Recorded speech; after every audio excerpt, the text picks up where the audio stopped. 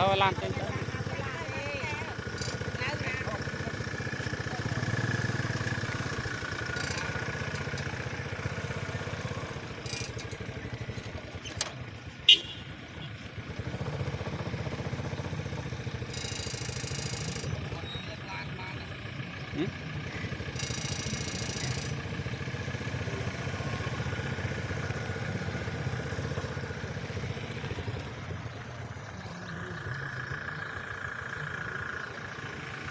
đã được rồi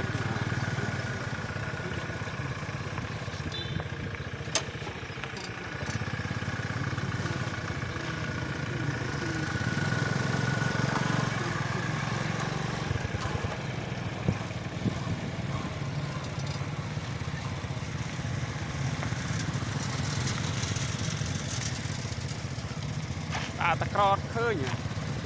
sao mà tôm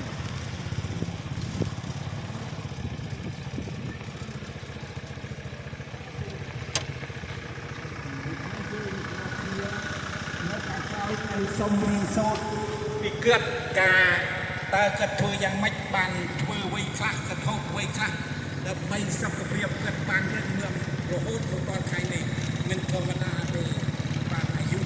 89 យើងសម្រាប់តែ50ជាងចុះអូចិត្តហើយនេះគឺ89នេះ88នេះ82ម្នាក់បាទ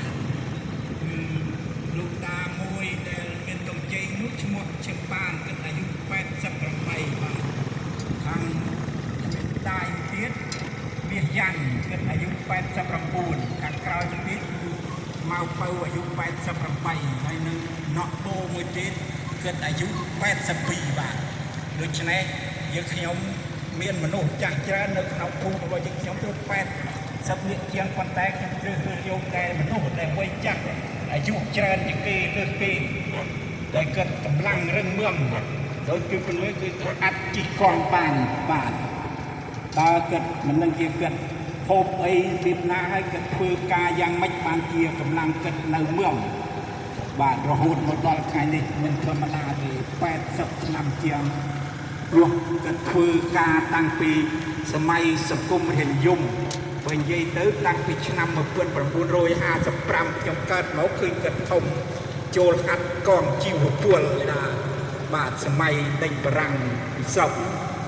ខ្ញុំបានឃើញគាត់បន្ទាប់មកគាត់បានធ្វើការបន្តតស៊ូឆ្លងកាត់ឧបសគ្គច្រើនរាប់ម៉ឺនរាប់សែននឹងអស់ដើម្បីបម្រើជាតិដើម្បីប្រទេសជាតិដើម្បីក្រុមគ្រួសារទាំងអស់គ្នាឆ្លងកាត់សម័យដំណាក់កាលប្រហែលឆ្នាំបន្ត40ឆ្នាំក្នុងសង្គ្រាមគឺខាងឆ្លងបាត់ទៅទី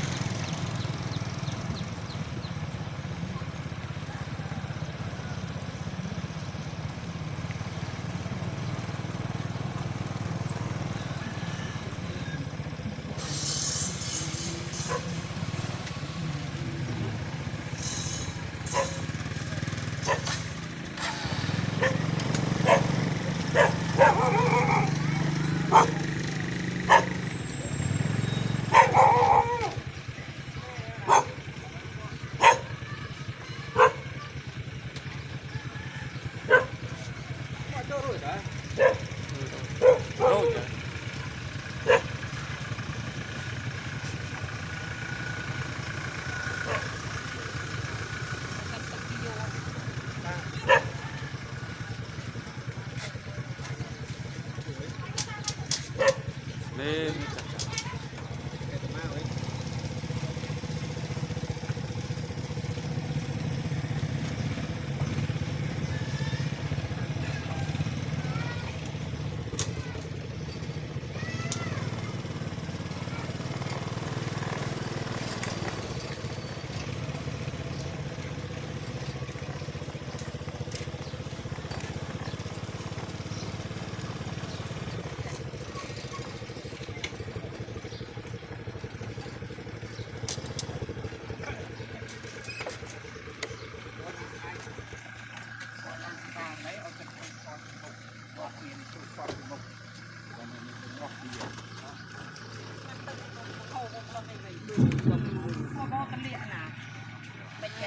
อนนะ